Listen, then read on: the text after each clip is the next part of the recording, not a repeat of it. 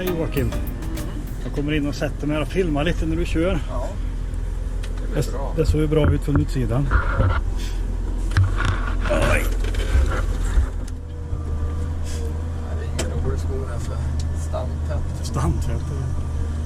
Nej, som jag säger, här ska vi ha haft ett C93 nästan. Ja. Men det är inte söndergallrat i alla fall. Vad sa du? Det är inte söndergallrat i alla fall. Nej, lite ovanligt det här måste jag säga. Det är lite löv i också, lite björk. Ja. Den är eftertraktad. Ja, det är det. Men du Joakim, du har kört den 6-hjulige versionen av 951 och nu kör du den här. Ja. Jag testar den lite grann. Ja, men jag har kört en hel del. Det är under hösten här och vintern. Vad är det för skillnad?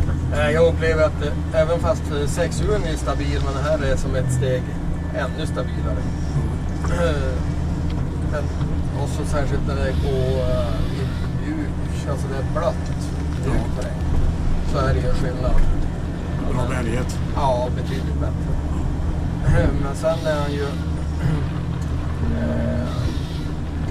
ja, det är väl den stora skillnaden sådär, som man känner att det behöver inte vara oroligt när det går ut, även med så här stort aggregat, gå ut i sidled så här. Vi har ju ingen vätska eller en band på eller någonting, men det...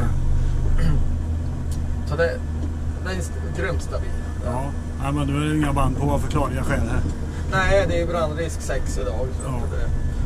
Vi kör egentligen bara det här för att du är här och hälsar på. I det blötaste. Ja, det har varit lite blötare terräng.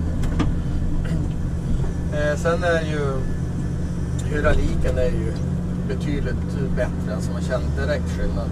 Ja. Det är som mer skjuts i grejerna. Men på vilket sätt är den bättre eller vad är skillnaden? Den är rappare ska jag säga. Man upplever särskilt som i matningsstart, kran så är ju likadant. Men matningsstart, kap, den är som mer go i grejerna. Jag märker när du kör björkar här var några klykor och annat. Det är ju, det reagerar ju inte överhuvudtaget. Nej, det tvekas. Det är bara att mata på. Ja. Även om du har 2 åt gången så är det likadant. Ja, det går för detsamma. Jag känner väl att det ska vara det.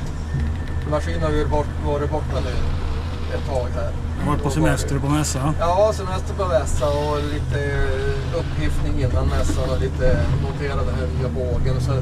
Men det var borta ett tag så jag känner att jag behövt lägga lite tid på att ställa in aggregater lite bättre. Det får vi ta en annan dag. Mycket fin bil. Ja, det är ju det.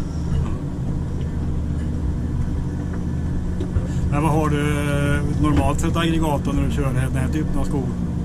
Här ska jag säga att det är 124, att våra 324 är ganska perfekt i den här skogen. Ja. Men det finns ju några lite grövre här, så 93 är lite klen. Men vi har på andra sidan vägen här har vi lite grövre skog också.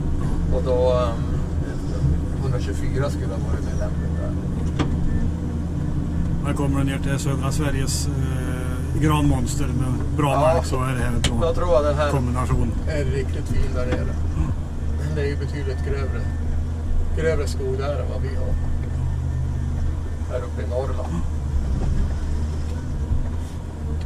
Vi får köra många träd för att få ihop 10 kubik jämfört med i Småland. Så är det. Men här står de ju tätt i alla fall. Ja, det var väldigt tätt. För att vara här uppe. Ja, vi har pratat med Per Andermark på Komatsu. Han tror att det här är en väldigt intressant maskin för exportmarknaden. De vill gärna ha 8-hjuliga med hög bärighet och stor kapacitet. Men det verkar som att det här skulle vara intressant för svenska marknaden också. Södra Sverige framförallt. Men en stabil maskin. Ja, det tror jag. Men är det samma kran på den här och på 6-hjulingen? Ja, det är samma kran. Ja. Det är inget. Då tar vi smart crane på den här då. Våra kranspetsstyrning. Ja, ihop med satellitprecisionssystemet där, för blir det ju ganska intressant vad det går att göra med den tekniken framöver. Ja, det finns nog mycket outforskat där. fantasin som sätter gränserna. Ja, Men så är det här, du kommer närmare träden med den här. För... Ja, jag kan vara närmare och upparbeta här. Så, och det är klart, ju närmare man kommer desto starkare blir kranen. Ja. Så det är ju faktiskt en stor fördel. Så bågen sitter längre bak än vad framhjularna gjorde förut. Ja, och så är det lite mindre diameter på den också. Då. Ja.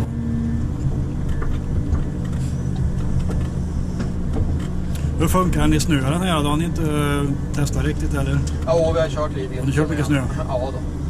Och riktigt bra. Vi har kört både platt terräng och när det var det brantare och så. Ja. Med snö. Vi hade ungefär 1 meter snö här uppe i vinden. Ja, just det. Ja, då är det band runt om som gäller då? Ja, då kör vi en band runt om. Absolut. Och det funkar jättebra. Den är grym på att klättra också. Ja.